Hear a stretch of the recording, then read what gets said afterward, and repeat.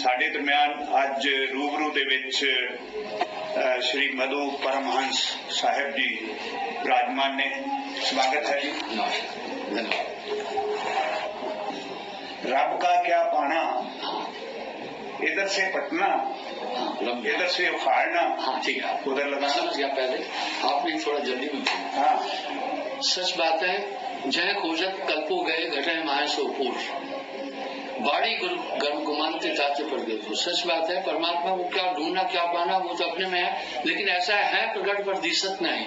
प्रकट होने के बाद भी उसका आभास नहीं हो रहा है। इसलिए हमें एक ऐसी नजर की जरूरत पड़ेगी कि अपने अंदर हम उसको समझ सकें, और इसके लिए एक अदद गुरु की आवश्यकता पड़ेगी। हम जिंदगी में जो भी काम करते हैं तो कोई न कोई हमारा मार्गदर्शक होता है। इस तरह अध्यात्म में एक अदद गुरु की जरूरत पड़ेगी, तब हम उस परमात्मा को अपने अंदर देख सकते हैं। तो आत्मा और परमात्मा, आप इसमें क्या भेद देखते हो? कुछ धर्मों में परमात्मा को नहीं माना जाता है, वो आत्मा को ही परमात्मा कहते हैं जी। खुद हमारे हिंदू धर्म में 4 विचारधाराएं हैं जी। ये 4 वेदों से मिली। पहला ऋग्वेद कहता है कि परमात्मा है। परमात्मा विषय स्टार्ट से ही हमेशा विवाद का विषय रहा है जी। इंसान इसमें जितनी भी लड़ाइयां, जितनी भी हिंसाएं परमात्मा विषय पर हुई है, इतनी किसी भी चीज पर लड़ाई नहीं हुई है जी। ये लड़ाई आज भी मौजूद है जी। तो हमारे धर्म में भी 4 मान्यताएं हैं। पहला ऋग्वेद कह रहा है, ये 4 मान्यताएं क्यों है? हमें विरासत में मिली जी। 4 वेद इसका बेस है इस धर्म का। तो ऋग्वेद कहता है परमात्मा निराकार है। जेते दृश्यम तेते अनित्यम, जेते अदृश्यम तेते नित्यम जी जी कह रहे हैं। इसलिए काफी लोग हैं जो परमात्मा को निराकार रूप में मानते हैं जी। ये वहां से ये कितने अलग अलग हो। और दूसरा यजुर्वेद कहता है नहीं, निराकार मीन्स नथिंग। परमात्मा ने अपने को सर्वगुण रूप 3 गुणों में प्रकट किया, रजतम सत, ब्रह्मा विष्णु महेश जी। वो सृष्टि चलाते हैं। इस कारण से ये परमात्मा यानी वो सर्वगुण ब्रह्म देवी देवता ही परमात्मा है। दूसरी मान्यता यह है। तीसरा सामवेद कहता है कोई परमात्मा नहीं है जी। आत्मा ही परमात्मा है। आत्मा परमात्मा है। इसलिए आपने कई लोगों के मुंह से ये बात भी सुनी होगी। चलते हैं कुछ मत। उदाहरण के लिए बुद्ध धर्म में भी परमात्मा शब्द नहीं है। महात्मा बुद्ध ने आत्मा की बात की, ये सामवेद है, इससे सांख्य योग बना। वो ये कह रहा है तुम अपने अंदर की शक्ति जगाओ, पूरा अपने को विकसित करो तो तुम ही परमात्मा हो। इसलिए सन्यासी भी कह रहे हैं अहम ब्रह्मस्मि। लेकिन एक ठोस मान्यता है, अगर ये आत्मा ही परमात्मा है तो आत्मा बंधन में क्यों आई? तो लोग कहते हैं माया ने बांध लिया। अरे फिर तो माया ही बड़ी हो गई ना भाई। ठीक बात। तो माया ही बड़ी हो गई। तो आप संत मत पे एक मैं अभी थोड़ा मेरा पूरा नहीं हुआ। हाँ। तो इसलिए ईश्वर तो है ही है जी। अगर आत्मा ही सर्वत्र थी तो आत्मा क्यों बंधी? तो कुछ लोग कहते हैं भाई माया ने बांधा, फिर तो बांधा माया ने तो माया तगड़ी हुई ना, इसका मतलब है जी।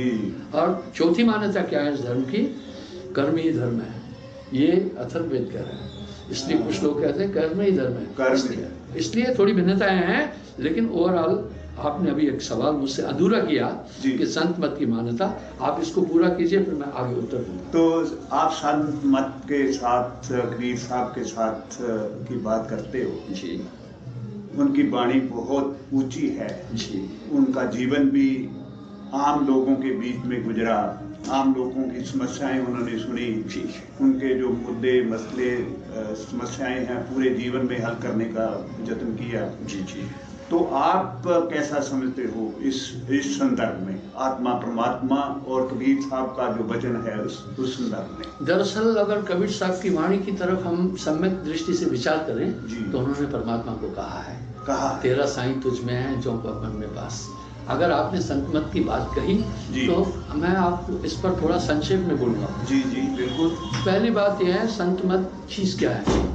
पहले आपने संत शब्द नहीं सुना। ऋषि थे, मुनि थे, पीर थे, पैगंबर थे और सिद्ध थे, साधक थे और तांत्रिक थे। ये संतत्व की धारा कबीर साहब लाए पहले धरती पर, इसलिए इनको प्रथम संत सदगुरु भी कहते हैं जी। जन्म उनकी साखियों में उन्होंने संसार को क्या दिया, उनकी क्या विचारधारा इस पर चलता। उन्होंने एक परम पुरुष को माना, एक परम पुरुष को माना। वो सिर्फ समाज सुधारक नहीं थे। आज के युग में भी कबीर साहब की शिक्षा बड़ी प्रासंगिक है। सबसे पहले उन्होंने वो समाजवाद को बहुत चेतन किया, सोशल लाइफ, अच्छा इंसान बनने के रास्ते दिए, साच बराबर तप नहीं, झूठ बराबर पाप, जाके हृदय साच है बाके हृदय आप। कबीर साहब से पहले कोई भजन नहीं था, कोई दोहा नहीं था, कोई चौपाई नहीं थी, कोई साखी नहीं थी, कोई संत मत था ही नहीं, इसलिए उन्हें प्रथम संशोधित करते हैं। पहले ऋचाएं थी, मंत्र थे, वेद के श्लोक थे, बिल्कुल ये थे। कबीर साहब ने समाज को बहुत कुछ दिया। आज अगर कबीर साहब को आप देखें तो जैसे तारों मंडल में सूर्य सबको प्रकाशित कर रहा है, इस तरह कबीर साहब आज पूरी दुनिया को प्रकाशित कर रहे हैं। मैं संक्षेप में थोड़ा बोलूंगा और ये चित्रान्वेदी भाव से नहीं बोलूंगा। आप उन्होंने पहले तो मानव को अच्छा इंसान बनने की प्रेरणा दी कि सच बोलो, मांस न खाओ, सही बात, शराब नहीं पीना, इस पर जागृति दी, और परिस्थिति गमन नहीं करना, पर नारी के रास्ते अवगुण है गुण नाय, रावण के 10 गए पर नारी के माय, पर नारी पहनी चुनी मत कोई लाओ अंग, रावण के 10 सिर गए पर नारी के संग। उन्होंने समाज को पहले चरित्र की ओर लिया, उसके बाद श्रेष्ठ कर्मों के प्रति दिया, हक की खाना, किसी का हक नहीं खाना, नशा नहीं करना, अवगुण कहूँ शराब का ज्ञानवंत सुन ले, मनुष्य से पशुआ करे द्रव कांड खोले। अगर हम सोशलिज्म में देखते हैं तो कबीर साहब से बड़ा कोई समाज सुधारक हुआ ही नहीं। उन्होंने छुआछूत पर बड़ा करारा प्रहार किया। दुर्बल को न सताइए, या की मोटी हाय, बिना सांस की फूकनी कला। दरअसल कबीर साहब का व्यक्तित्व बड़ा व्यापक है, लोगों ने उसे एक दायरे में कर दिया अपने हितों के कारण से। आइए, तो पहली बात तो भौतिक में उन्होंने ये चीजें दी, जागरूकता की, और कितने महान थे। आज से 621 साल पहले जब धरती पर आए तो उन्होंने सबसे पहले उस परमात्मा की बात कही, एक परम पुरुष की बात कही, सत्य है जो कभी भी नष्ट नहीं होता है। उनके काफी फॉलोअर हुए, और उन्होंने उस समय छुआछूत पर और बाकी इन चीजों पर प्रहार किया। अगर कबीर साहब की थ्योरी को आप देखेंगे तो सही में सही सोशलिज्म लाने वाले वो व्यक्ति थे और महापुरुष थे। उन्होंने किसी धर्म की पैरवी नहीं की, किसी जात की पैरवी नहीं की, ठीक बात, मानव की पैरवी की, मानव की बात की उन्होंने, और पूरे गृहस्थ जीवन की बात की। हाँ, एक मिनट, उन्होंने मानव की बात की और उन्होंने मनुष्य को जगाया। मानव तेरा गुण बड़ा, उन्होंने मानव को पहले जगाया, कुरीतियों पर बड़ा प्रहार किया। और ये अगर उनका सोशलिज्म आप देखेंगे तो ऐसा वर्ल्ड में पहले कोई बोला नहीं। दूसरी बात, उनकी भाषा में इतनी कोमलता थी, वाणी मीठी बोलिए दिल का आपा खोए। उन्होंने सहज शब्दों में बोला जो युगों तक भी वो प्रासंगिक रहेगी भाषा। आज ग्रंथों की भाषा कौन समझ पा रहा है, नहीं समझ पा रहा है। इस तरह सरलता है, हाँ, सरलता थी, सहजता थी उनमें, और वो एक बहुत दिव्य विभूति थे जी, नॉर्मल नहीं थे। अध्यात्म जगत में एक नई चीज लाए। आपने मुझसे पूछा, मुझसे एक आदमी ने पूछा जी, बोला आप बाकी किसी महापुरुष की वाणी नहीं लेते हैं, सिर्फ आप कबीर साहब को पकड़ते हैं, मामला क्या है?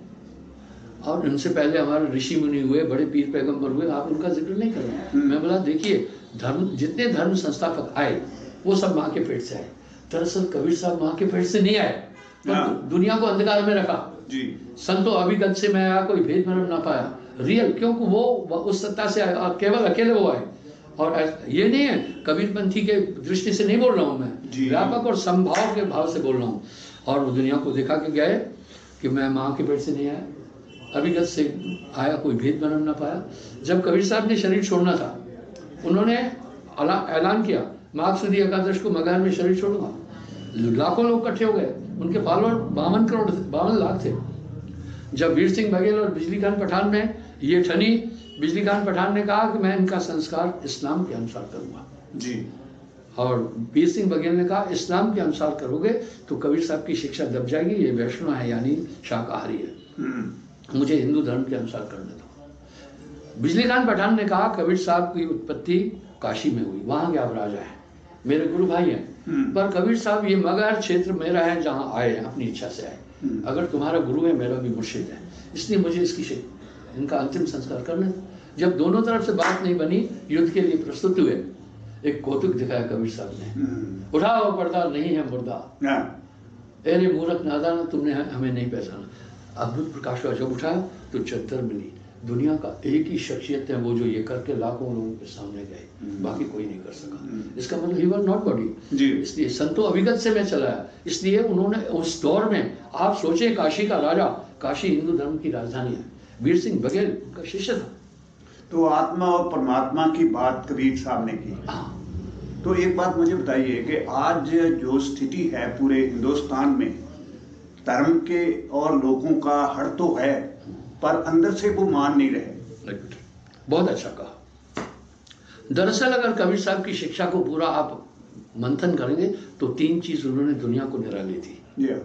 आप ठीक कह रहे हैं, धर्म आज व्यवसाय बन गया है, एक बिजनेस बन गया है, बिजनेस बन गया। ठीक है। हाँ। आप देखो तमाम पंथ के लोग हैं, बड़ी बड़ी किले बनाए हैं, बड़ी बड़ी चीजें बनाई है, बड़ा बड़ा धन इकट्ठा किया है, उसके बाद में वो अपने बाल बच्चों को देके जा रहे हैं। संत थोड़ी ऐसा करते हैं। नानक देव जी महान संत थे, उन्होंने अपनी गद्दी अपने बेटों को नहीं दी, और भाई लैणा जो आगे महाराज अंगद देव जी थे उनको देके गए। तो महापुरुषों की तो जिंदगी अलग ही है। तो आज ये बिजनेस बन गई है, इससे करीब 15 करोड़ लोग रोटी खाते हैं। इसलिए मैं बस सिर्फ संत मत की बात नहीं करता। हाँ। मैं तो आम लोगों की बात करता हूँ कि धर्म से उनका लगाव जो है लगातार कम हो रहा है। हाँ। पेट न पड़ी रोटियां सभी गल्ला कोटियां, इसकी वजह तो ऐसा है कि लोग आम लोग जो है हाँ। वो धर्म की ओर जाने की बजाय सिर्फ अपने शरीर को की पालना पोषणा में लगा हुआ है। क्या कारण आप समझते हो? इसका एक सीधा कारण है, हमारी बेसिक एजुकेशन खत्म हो गई। हाँ, पहले क्या था, बच्चों को हम भेजते थे, हमारा कल्चर खत्म हो रहा है। मॉरल एजुकेशन की बात कम हो, क्योंकि जब पहले बच्चा बड़ा होता था गुरुकुलों में भेजते थे, उसको पहले बताते थे जीवन का लक्ष्य क्या है, हाँ। जीना कैसे है, परमात्मा क्या है, आत्मा क्या है। इसलिए बड़े सन्यासी होते थे। अभी क्या हुआ, थोड़ा ये फॉर्मेट चेंज हो गया। यूं हुआ, अभी पहले भक्ति क्षेत्र में सन्यासी थे, परमार्थी थे, महापुरुष लोग थे, जिनका कोई हित नहीं था। अभी व्यवसायी लोग आ गए, बिजनेसमैन आ गए, ये एक बिजनेस हो गई। इस कारण से क्या हो गया, लोगों को रियल मार्गदर्शक नहीं मिल रहा है। अंधा आगू आते हैं पर माई बहुत देता है पीछे जाए। मैं जनाब आपसे एक बात कर रहा हूँ जी। कबीर साहब के 600वें अवतरण दिवस पर आज से 21 साल पहले भोपाल में दिग्विजय सिंह जी का हुकूमत थी। तो उन्होंने कबीर जयंती शताब्दी वर्ष पर 600 साल पूरे एक बहुत बड़ा भंडारा किया।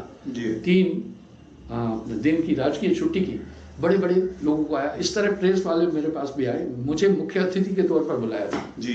तो वहाँ भी मैंने अपनी बातचीत की। तो मुझे एक बात कही एक पत्रकार ने, महाराज आजकल क्या बात है, लोग भक्ति की तरफ बहुत है, बहुत है, और सब देखो नाना पंथ मत है, प्रभात फेरियां हैं, रामलीलाएं हैं, तमाम भक्ति हो रही है, सब तरफ भक्ति का बड़ा प्रचार है। क्या आज इंसान भक्ति की तरफ डाइवर्ट हो गया क्या? आपने तो उल्टा ही बोल दिया। आपने तो बोला भक्ति से भाग गया, लेकिन आपका नजरिया अपना है। तो बोला भक्ति आज इंसान भक्ति की तरफ बढ़ा है। मैं कहा नहीं जनाब, जितना भक्ति से दूर आज इंसान है इतना कभी नहीं था। तो उसने बोला फिर महाराज ये रैलियां, प्रभात फेरियां, ये इतने बड़े सत्संग, रामलीलाएं, कृष्ण लीलाएं, बाकी जितनी चीजें हैं ये सब क्या है? उस तरफ मैं बोला ये बिजनेस है, दिखावा। आज ये बिजनेस बन गया है। पहले भक्ति बिजनेस नहीं थी, ये त्यागी सन्यासी महापुरुषों के हाथ में थी जो समाज का सुधार करते थे। आप देखें ना, जितना ऐश्वर्य की जिंदगी आज एक अध्यात्मवादी जी रहा है, इतना तो राजा भी नहीं जीता था जी। आपके सामने पिक्चर है, मैं किसी का नाम क्यों लूं, वो तो दिख रहा है हाथ कंगन को आरती कैसी। तो इस तरह उस समय ये हुआ, तो अब लोगों ने नाचना कूदना ही भक्ति समझ लिया। एक बात और पूछना चाहता हूँ, आपकी बात है जी। पंजाब के संदर्भ में जी, वो ये कि लड़कियों को पेट में मारने की प्रवृत्ति जो है पंजाबी समाज में बढ़ रही है जी जी। पंजाब में 1000 लड़का पैदा होता है और 820 लड़कियां पैदा होती हैं। क्या इसमें समाज का कोई दोष बन गया या क्या बात है? आप कैसे सोच रहे हो इस बात के लिए? आप सिर्फ ये बात पंजाब नानक देव ने बोला सबसे ज्यादा पवित्र औरत है, माँ है, बहन है, सब कुछ है। आप क्या सोचते हैं उसके बारे में? आप ये बात सिर्फ पंजाब पर लागू न करें जी, ये पूरे देश में है। हाँ, अंग्रेजी में कहावत है, son is son till the wife, daughter is daughter till the life. इस तरह लड़की तो, मैं इस चीज को अपने प्रवचन में ये मुद्दा रखता हूँ, लड़की को मत मारो, भ्रूण हत्या बहुत बड़ी हत्या है। हाँ, आप देखते हैं, मैं आपको बताता हूँ ये क्यों हो रहा है, मैं समझाऊंगा आपको। मैं बताता हूँ, किसी बुजुर्ग को मारे तो पाप है ना बहुत बड़ा। हाँ, क्योंकि वो तो लड़ भी नहीं सकता। किसी को औरत को मारे बहुत बड़ा पाप नहीं है। हाँ, किसी बच्चे को मारे तो बहुत बड़ा पाप नहीं है। लेकिन जन्म लेने से पहले ही मार दे, कितना बड़ा पाप है? कितना बड़ा पाप है। मैं इसमें बहुत बड़ी बात आपने बोली। मैं जागृति समाज में इस बात की जागृति लाता हूँ अपने शिष्यों को। मोर देन मिलियन लोगों को मैं भक्ति में लाया। मैं कहता हूँ नहीं मारना। बेटी आपका लाइफ भर केयर करेगी, इसको नहीं मारो। अरे जब बेटी नहीं होगी तो तू दुल्हन कहाँ से लाएगा? शादी कैसे होगी तुम्हारी? तुम्हारा कुल कैसे चलेगा? ये स्वार्थपरायण लोग हैं, वो ये नहीं समझ पा रहे हैं कि ये बहुत बड़ी हत्या है। ये तो बूढ़े को मारने से भी बड़ी है, ब्राह्मण को मारने से भी बड़ी हत्या है। ये तो बच्चे को मारने से, औरत को मारने से भी बड़ी हत्या है। छोटे बच्चे को भी मारने से बड़ी हत्या है। माँ के गर्भ में पोषित बच्चे को मारना ये बहुत बड़ा अपराध है। ये इसलिए हो रहा है, इसका मैं जड़ तक गया, इसका कारण है दहेज। दहेज। क्योंकि लड़की का माँ बाप सोचता है कि इसलिए दहेज पर वार करना चाहिए पहले, कि सोचता है मैं इसको पढ़ाया लिखाया बड़ा करूंगा, पराए घर में जाएगी, दहेज देना पड़ेगा, रुपया देना पड़ेगा, उम्र भर वो इसको तंग भी करेगा, मुझे ध्यान रखना पड़ेगा, रिस्क है, कहीं लड़की अपनी मर्जी से शादी किया मेरी बेइज्जती हो जाएगी। इसलिए आदमी घबरा गया और इसका बैकग्राउंड ही सिर्फ दहेज है। इसका मतलब नाम बराबरी की बात है। हाँ, यूं हुआ। हाँ, हमें इसको समान देखना है। मैं आपको बात बताना चाहता हूँ, इसलिए लड़की को सशक्त करने की जरूरत है जी। आज अच्छा है, कम से कम लड़कियां भी जॉब कर रही हैं। मेरे पास एक मेरा इलेक्ट्रिशियन आया, वो भी बेचारा नौकरी करता है।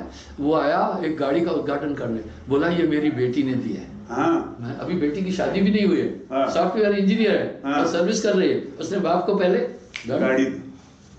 ये भेद मूर्खों के लिए है, ये भेद नहीं करना चाहिए। लड़का लड़की एक समान है और जो लोग ऐसा कर रहे हैं बहुत बड़ा पाप कर रहे हैं। एक और बात जो सबरीमाला में हुआ जी, संत मत की धारणा की उलट नहीं है क्या जी सब कुछ? देखिए, मैं दरअसल ये एक पॉलिटिकल इशू है। अगर आज आप देखें तो धर्म क्षेत्र में राजनीति घुसपैठ पेनिट्रेशन कर चुकी है। शबरीमला में अयोध्या में भी देखा। हाँ, शबरीमला में खुद गया हूँ। अच्छा। 42 दिन व्रत रख कर जाना पड़ता है। हाँ। शबरीमला टेम्पल में मैं केरला में 82 में था, 82 से 84 तक। तो मैं एनसीसी में इंस्ट्रक्टर था। तो आपका फौज में कैरियर बहुत अच्छा है, मैंने सुना। हाँ, तो मैं फिर वहां भी चला गया था शबरीमला में, कहा देखें क्या है। हाँ। अच्छा, तो देखिए, मैं अगर उसको कुछ कहूंगा तो अभी लोग उसका बात का बतंगड़ बना देंगे जी। अभी पहली बात यह है, शबरीमला में नारी को वर्जित क्यों किया गया था? वहां के लोगों की ये मान्यता है जी। तो क्या हुआ था, कोड्याम के राजा को विष्णु जी ने स्वप्न दिखाया कि ये जो बालक है ये मेरे द्वारा पैदा हुआ है, मैं इसकी माँ हूँ, शिव इनका पिता है, इसको राजा बनाना, ले जाना। राजा उस बालक को ले आया, पाला पोसा बड़ा किया। थोड़ा बड़ा जब हुआ, सुंदर था, तो उसकी स्टेप मदर जो राजा की पत्नी थी वो अय्यप्पन स्वामी पर मोहित हो गई जी। वो मोहित हो गई, बोला इससे वासना रखी। उसने कहा नहीं, आप तो मेरी माँ है, मैं ये नहीं कर सकता। ऐसी मान्यता है वहां केरल जो हिंदूज है उनकी। जी जी जी। तो तभी उनको वहां नहीं जाने देते। हाँ, एक मिनट मैं बताता हूँ आगे क्या हुआ। जब उसने नकारा तो रानी डर गई, बोला ये बाप को बता देगा कहीं कि मैं ऐसा ऐसा चाहती थी।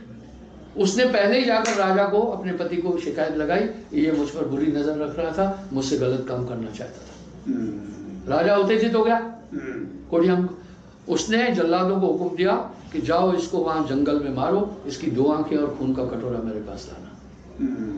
तो अय्यप्पन स्वामी को लेकर के वहां जंगल में गए, लेकिन जल्लादों ने नहीं मारा, वो जानते थे कि ये भी कसूर है। खून का कटोरा आंखें लाए, राजा खुश हुआ। उसके बाद अय्यप्पन स्वामी को नारी से घृणा हुई, वासना से घृणा हुई। तो अय्यप्पन स्वामी ने कहा, अब वो कहते हैं अय्यप्पन स्वामी जिंदा है अभी भी, मकर संक्रांति के दिन वहां ये मेला लगता है, कहते हैं गरुड़ लाइट लाता है। लेकिन जब मैं गया तो मुझे ऐसा कुछ नहीं मिला जी। ठीक है ना जी।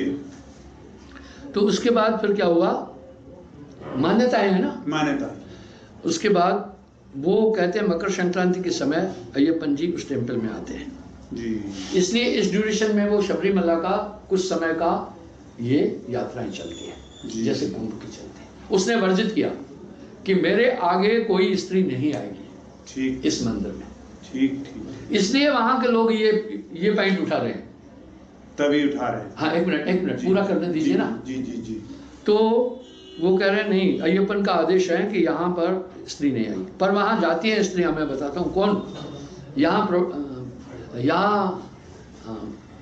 जो बैन लगाया गया क्या था वो समझिए पहले, लोग नहीं समझते ना। जो बुढ़िया अभी भी जा रही है वहां, जाती है, और जो मेंशन से पहले वो कन्या है, जब मेंशन स्टार्ट हुआ फिर नारी हो जाती है, तो वो लड़कियां जा सकती हैं जो मासिक में नहीं आई।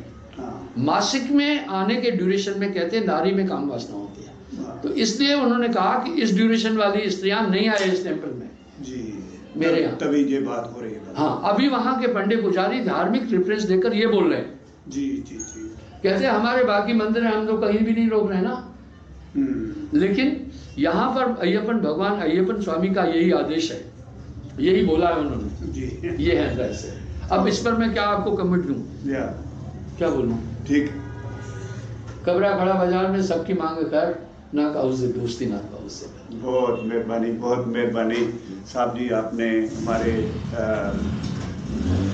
आज का पंजाब जो चैनल है उस पे आए, आपका बहुत बहुत धन्यवाद। मैं पंजाब के लिए एक बात बोलना चाहूँगा, ये गुरुओं की भक्ति है। पंजाब में टोना टोटका कम है, अच्छा है, पर पंजाब को एक चीज ने बहुत नुकसान पहुंचा दिया जी, नशे ने। हाँ, वो खत्म। आप देखें, इसलिए पंजाब में मेरे बड़े आश्रम हैं, मैं मोर देन मिलियन लोगों को नाम दिया हूँ और मैं नशा छुड़ाता हूँ। बहुत अच्छी बात, जो आता है 7 नियम बताता हूँ, सत्य बोलना, मांस न खाना, शराब न पीना, परस्त्री गमन न करना, चोरी न करना, जुआ न खेलना, हक की कमाई करना। बहुत मेहरबानी। तो इस तरह से हमारा मिशन ये है। और कबीर साहब ने अध्यात्म में 3 चीजें दुनिया को लाजवाब दी, जो आज भी इलिमिनेट है पूरा। एक तो ये 3 लोग नाशवान है, उससे परे वो लोग हैं जहाँ पढ़ने नहीं है। दूसरा कहा कि वो नाम जो है वो संसार सागर से पार करेगा। उसके बाद नाम की प्रथा शुरू हुई है कबीर साहब से ही, पहले नहीं था जी, क्योंकि वो बोला नाम वाणी नहीं है, एक स्पिरिचुअल रेज है। देखो वैज्ञानिक भी क्या कर रहे हैं, पार्टिकल कन्वर्ट इन वेव जी, and wave convert in particle. तो वो नाम एक वेब है, वो एक पूर्ण गुरु अपने कंसल्टेशन में ला करके शिष्य में छोड़ता है, तब वो उसके अंदर हृदय को रोशन करती है। नाम बिना हृदय शुद्ध ना हो, ये चोरी कबीर साहब लाए। पहले योग था, तब था, अन्य चीजें थी जी, बहुत बड़ी चीज लाए। बहुत बड़ी। और तीसरा उन्होंने गुरु को इतना ज्यादा एलिमिनेट किया कि ये चीज, ये वेब कहनाम कहा न जाए सुना न जाए, एक पूर्ण गुरु तुम्हें स्थापित कर देगा, तब तुम बदल सकते हो, नहीं तो तुम नहीं बदलोगे जी। इसलिए कबीर साहब ने वाणी में कहा, जागट नाम न संचरे तिसको जान मशान, जैसे खाल लोहार की सांस ले प्राण। नानक देव जी कह रहे हैं, नाम बिना विष्टि कर दिया। इस तरह अगर आप सभी संतों का मंथन करेंगे तो कबीर साहब अंदर से निकल आएगा। बिल्कुल, आपकी वाणी भी मैंने सुनी है। आप जैसे संगत के साथ इंटरेक्शन करते हो, वो ऐसे लगता है जैसे पूरी की पूरा जो आपके सामने लोग बैठे हैं, आपने उनको अपनी शुक्रिया, आपने बड़ी तारीफ की, बहुत मेहरबानी, बहुत धन्यवाद।